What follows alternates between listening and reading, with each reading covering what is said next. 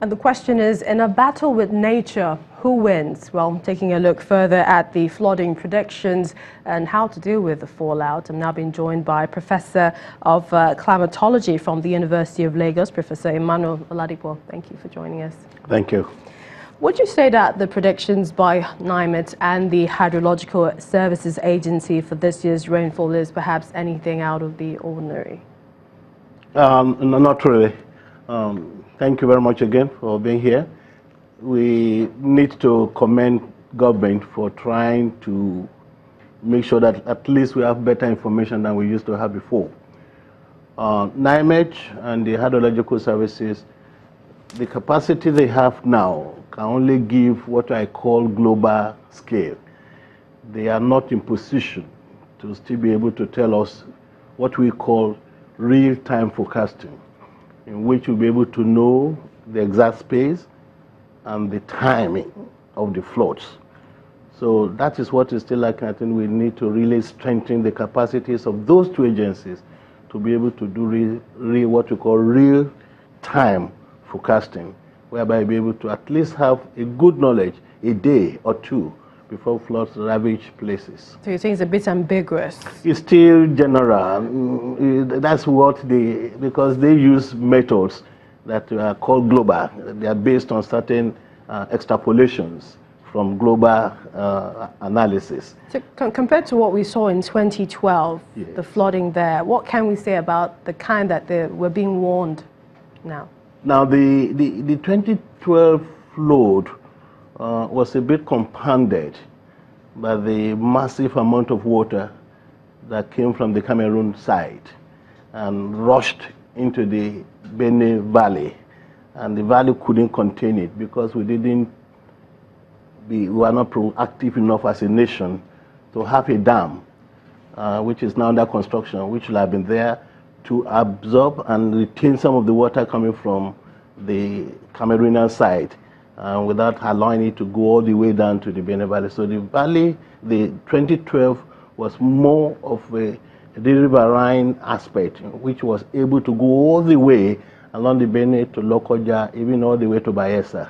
But this one we are witnessing actually large-scale floods, more or less perpetrated by heavy, intense rainfall conditions that we should normally expect, particularly in the northern part of Nigeria, in the month of August. Nearly 60% of the rainfall of northern Nigeria occur in the month of August. So definitely one will expect more of the flooding in the northern part and in the southern part. In July, it should be the southern part. So we have to know all those things, but more importantly, to be able to have the methodology that will give us better prediction and better forecasting of peculiar areas that are likely to be affected. Also, I know many people are watching this program at this point, and we always get those warnings every now and again, especially people to move, people who are living in low land areas and the floodplain areas. I mean, what should we do to end this cycle? Because they move for the moment, and then when dry season comes, they're back there again. Yeah.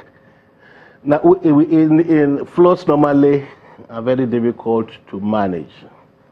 We have to understand one thing. In terms of agriculture, floodplains are the most fertile.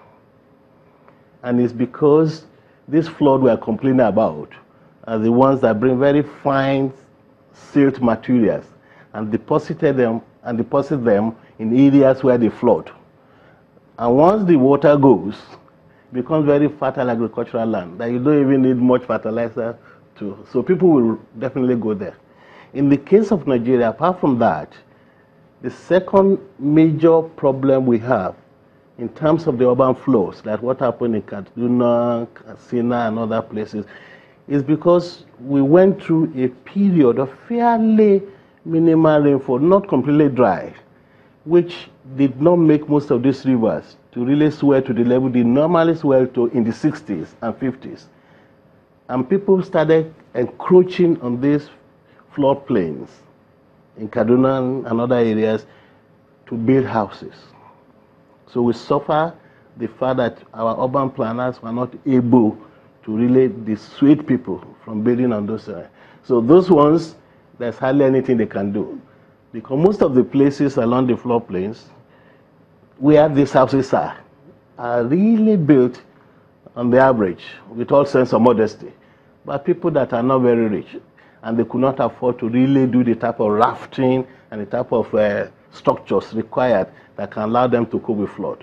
So with this level of poverty, how do you move them? So government has to find a way by which they have to develop a strategic approach in which, okay, let's map out all these floodplains in the urban areas and see what we can do to relocate the people and provide alternative housings for them. And just like I asked, before we started the conversation, in a battle with nature, who wins? Nature, of course.